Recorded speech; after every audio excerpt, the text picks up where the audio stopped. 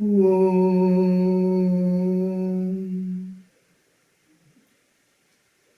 Tapakaya cha dharmasya sarvadharmasvarupine avatara varishtaya Ramakrishnaya te namaha.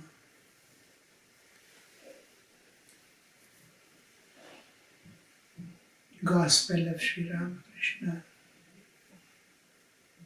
We are studying as a part of the relationship, actions,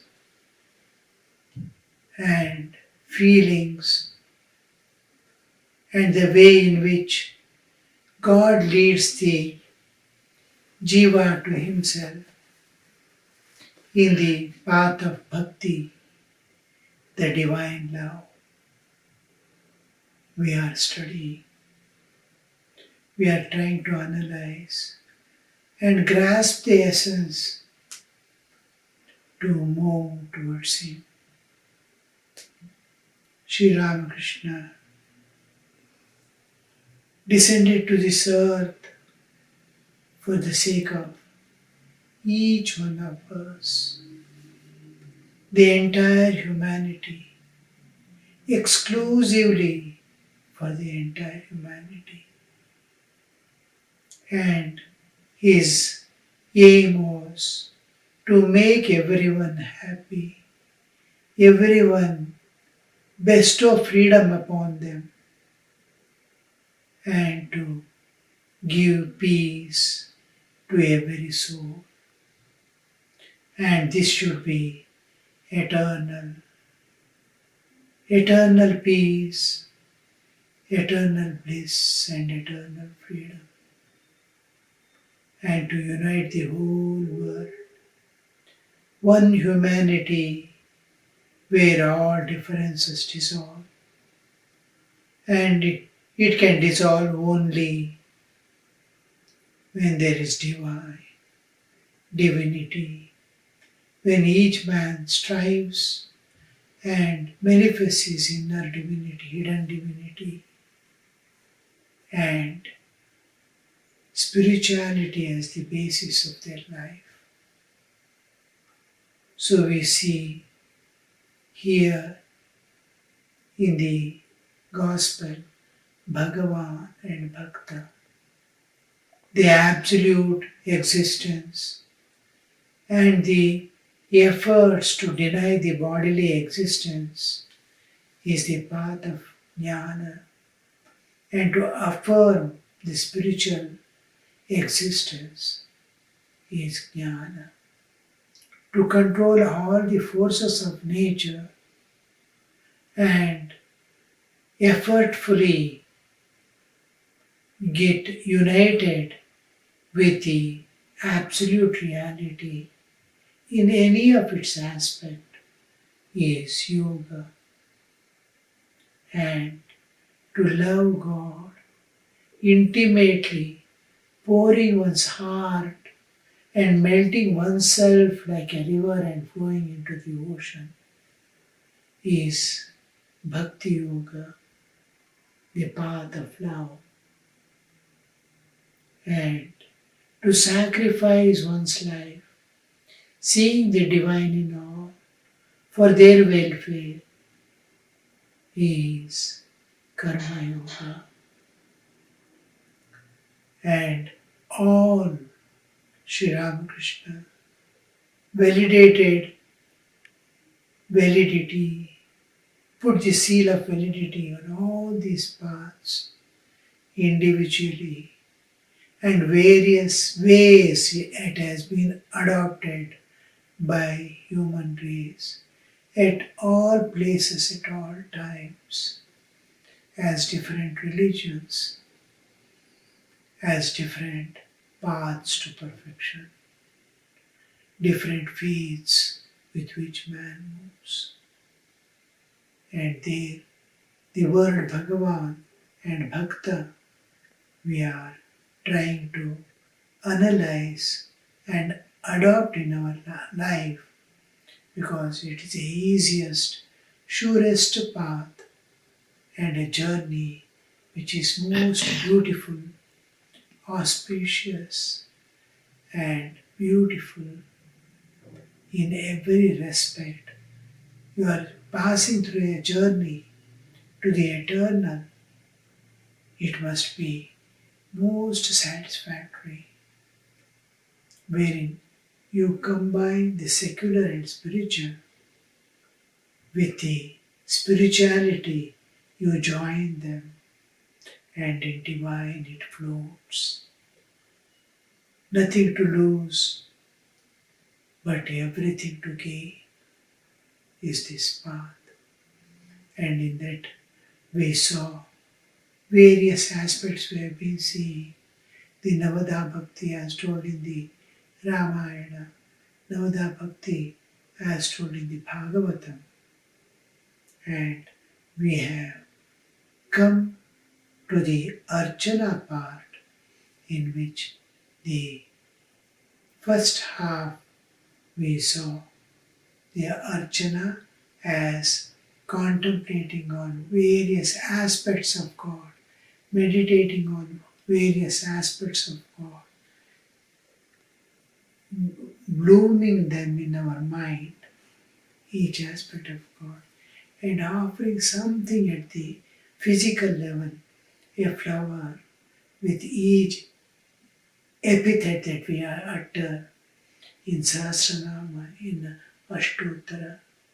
Various aspects are brought to mind with various epithets, names, like Vishnu Sahasranama, Lalita Sahasranama, and offering a flower or kumkuma or akshata or a patra leaf, anything, just offering to bring that at all levels of my being, including physical.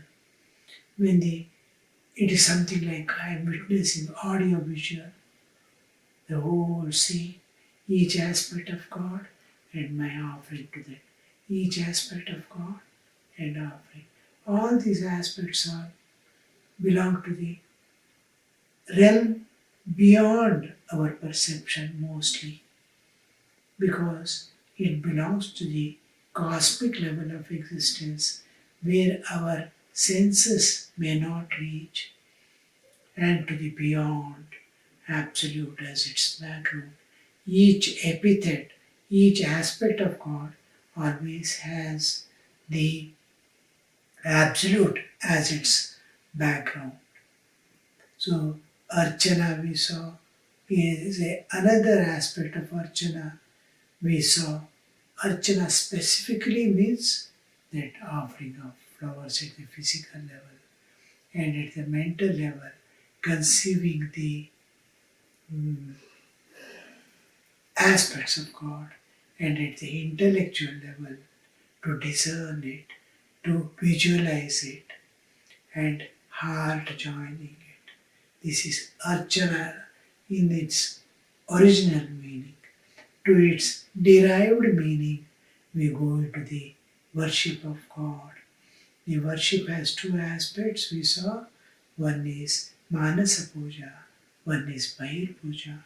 We saw the Manasa Puja, how we do mental worship of God, taking everything as if from the transcendental level and offering at the transcendental level, as if the whole thing is we saw. And this is Manasa Puja, with ingredients not created, not pertaining to our physical existence, but happening at every level of our own being, Manasa Puja. And we now just touch the fringes of Bahir Puja. Bahir Puja is where we try to see God in an object perceivable by our senses and conceivable by our mind, and intellect and heart getting involved. Intellect, heart and mind together is called Antaranga. Antaranga, Bahiranga. my antaranga, inner instrument and external instruments, hand, feet and all. My whole being is inward. So we take an object which is in which we can have trust.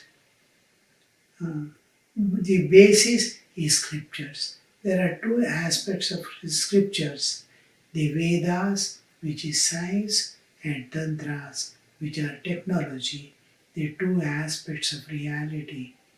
Both are real. One is science, one is technology. We call it Vedas and Tantras. The Vedas give here Vedas and Tantras belong to the all aspects of existence, the transcendental, the relative, and all aspects of existence. The universe exists, cosmic existence, and the beyond eternal existence, unchanging eternal reality in which the universes appear. So when we try to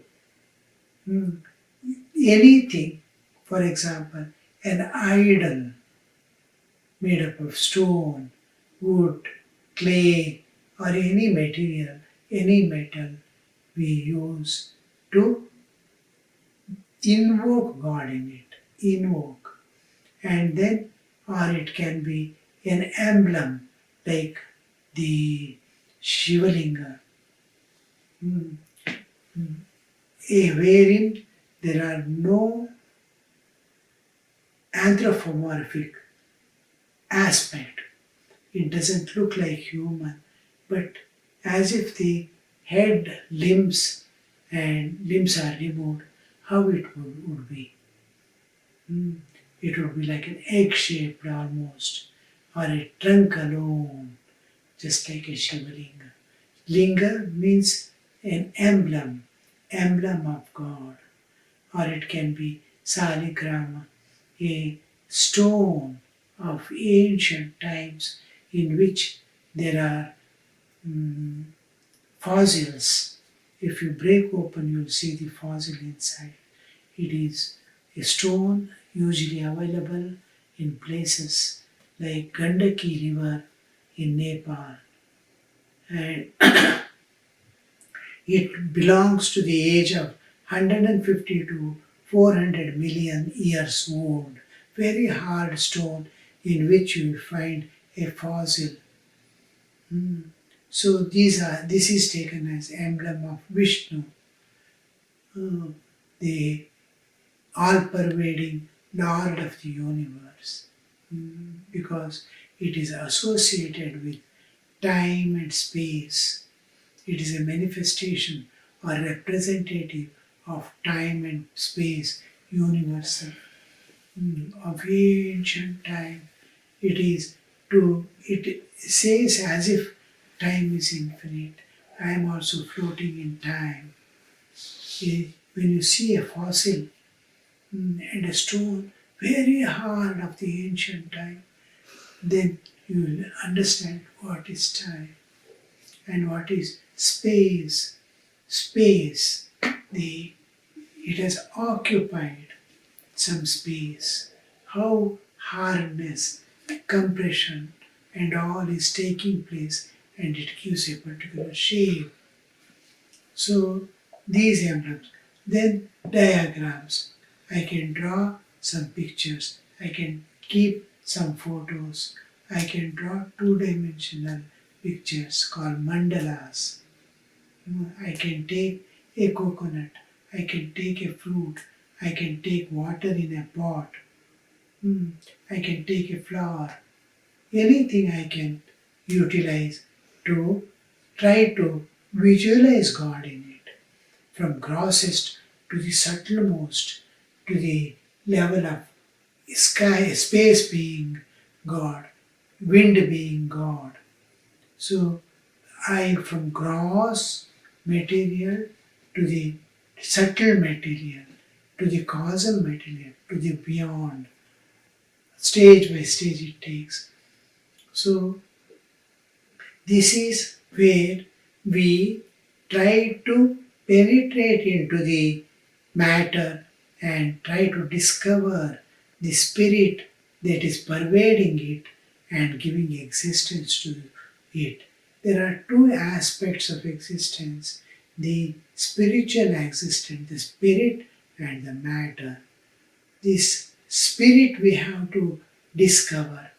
This is the, because we are seeing, we have identified with our body, and with senses we are observing, perceiving this world. Only five senses, what says, is the world.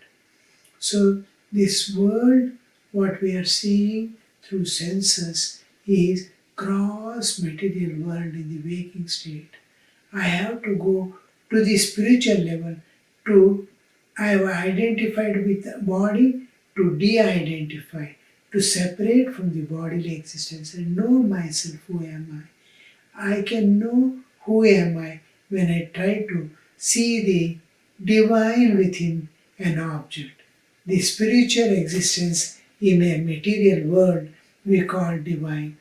We are not body, but we dwell in body. The infinite appearing to be manifest. I made this body as my center of existence.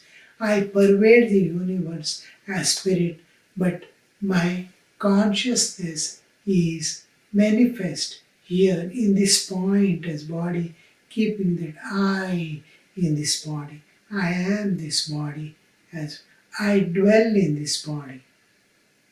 So we see the objective world as it retreats, as I penetrate into see, I will be moving behind our bodies. I will be moving behind my body. My body, I am dwelling. The objective world and the spirit is dwelling. The all-pervading consciousness, all-pervading God. I can see God when I am spirit. I can see the world when I am body. So, trying to see the spirit in a matter, I move behind to my real existence. I discover myself when I penetrate into the world and see the divine. This is the basic principle of puja. Puja is to concentrate, is to make my mind subtler and sensitive to spirituality. We now, as a body, I am sensitive to the physical world, physical words. Somebody scolds me, I am very sensitive. Somebody utters a mantra, I am not sensitive to that. Somebody is telling Ram, Ram, Ram, Ram. I am not sensitive to it. Oh, he is uttering something. Somebody scolds me, and immediately my attention goes. I fight out. And somebody praises me, I get elated. But somebody utters a God's name, I don't react at all. I am not sensitive to it. I am sensitive to the external world. I have to increase the spiritual sensitivity. Because of my physical sensitivity, I can see physical world. I must develop the eyes to penetrate and see, the senses to penetrate and perceive. So this aspect I develop. The whole puja procedure is to prepare myself, elevate myself to penetrate into what all obstructs my vision of the divine in matter, what all obstructs my vision of the divine in matter, spirit in the gross world, physical world. Jada and Chaitanya. Chaitanya, I want to see in the Jada. Jada cannot exist unless it is pervaded by Chaitanya. The matter cannot exist unless it is pervaded by spirit. Spirit alone exists. Matter is its manifestation. Just like image and mirror. Image exists in a mirror because mirror exists. This image cannot have an existence of its own. It is borrowed existence. The world is like an image in a mirror. It is matter is a manifestation of the spirit. If there is no spirit, there cannot be matter at all. If there is no mirror, there cannot be a image at all. So this is I am giving rough analogy, but it is a little more deeper and clearer. So puja is a beautiful procedure in which I transcend matter and perceive the spirit. So in puja there are various steps we follow. Simple, yet it is of deep significance. It has a strong philosophical basis behind and it has emerged out of realization, and these realizations can be I can discover, I can get the same result. It is not something somebody has realized and I cannot realize. I too can realize, I can verify. These are all verifiable truths. I have attained God, I have seen God. Yes, others also can see it. When Naren says, asks Sri Ramakrishna, have you seen God? That was his nature to ask, even for earlier days. He had this doubt as a small boy also. Is there a thing called God at all? Is it something that people have formed or thought of or kept as an ideal, a concordance of mind? So something like imagination. And Sri Ramakrishna, many people he asked in his life as a small boy till he comes to the youthful days.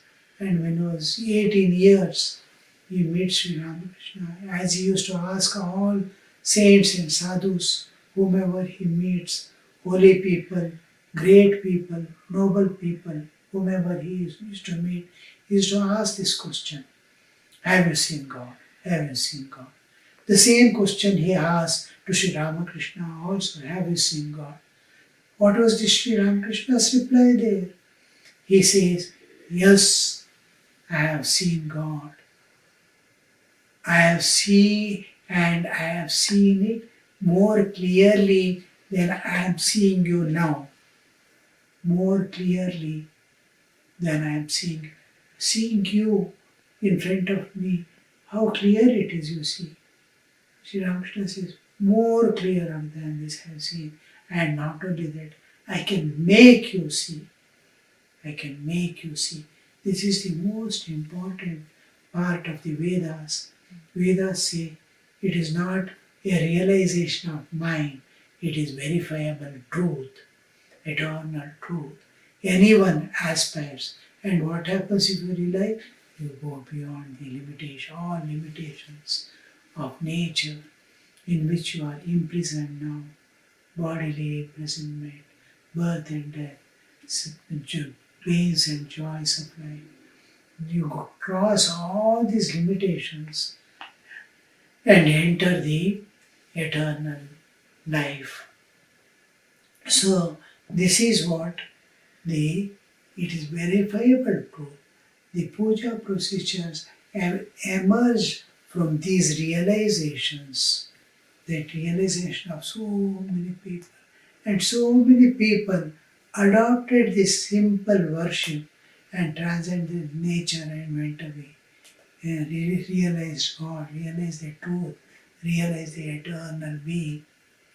So in Sri Ramakrishna's advent, we see he begins his sadhana being a pujari.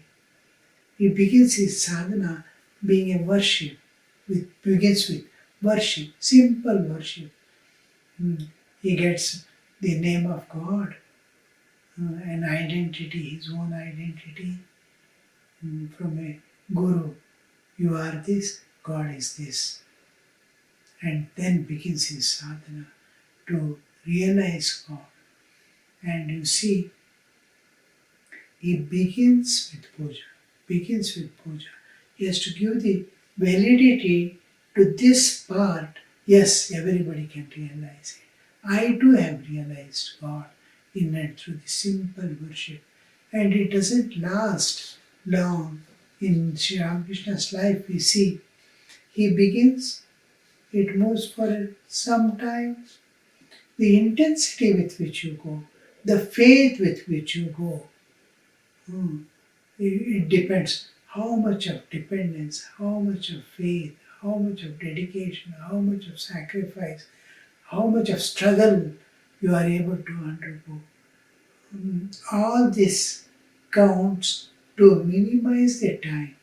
You may slowly start walking in that path, may take a few lives to realize the truth. No, you can fasten it, you can make it shorter in time by increasing the intensity. Just like I have to go to a far off place, I can go by walk also. I can go by some other means. I can go by cycle. It saves some time. If I go by a motor vehicle, it saves still more time. I can go faster.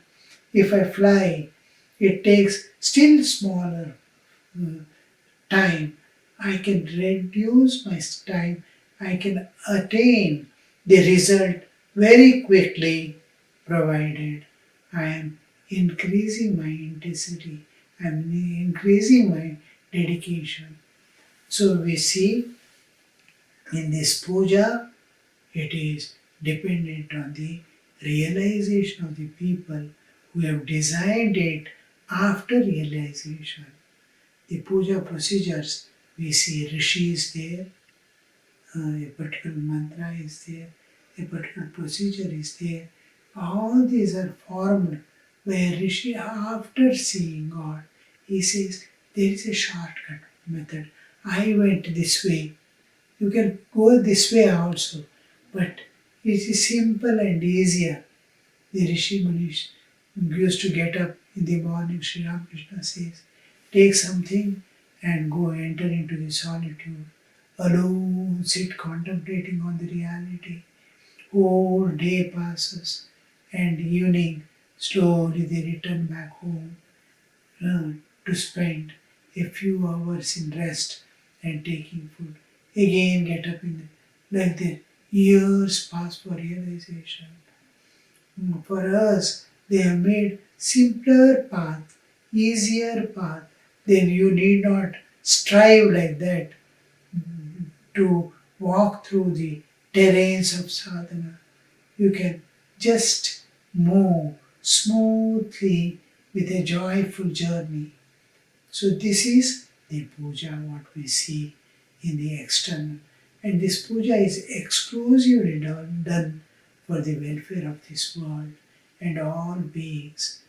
Because the without doing manasa puja, you cannot do the external puja, Bahir puja. Manas puja has to be done before the external Bahir puja is done. With Manasa puja itself is you get the fulfillment of the puja in your life. But here the external puja is done as a part of giving to the others for the welfare of others, because I cannot evolve to higher levels of existence unless I become one with the rest of the universe. I must feel oneness with all beings. My welfare is included in the collective welfare of all. And if I exclude the others, then I become separated. My welfare will not evolve, take me to higher levels. I can jump a little. I cannot fly beyond the limitations. So this is the Bahir Puja. We will continue with a class or two, and I think we will be able to finish this topic. Om Shanti Shanti Shanti Hari Om Tat Sat Shri Ramakrishna Arpanamastu.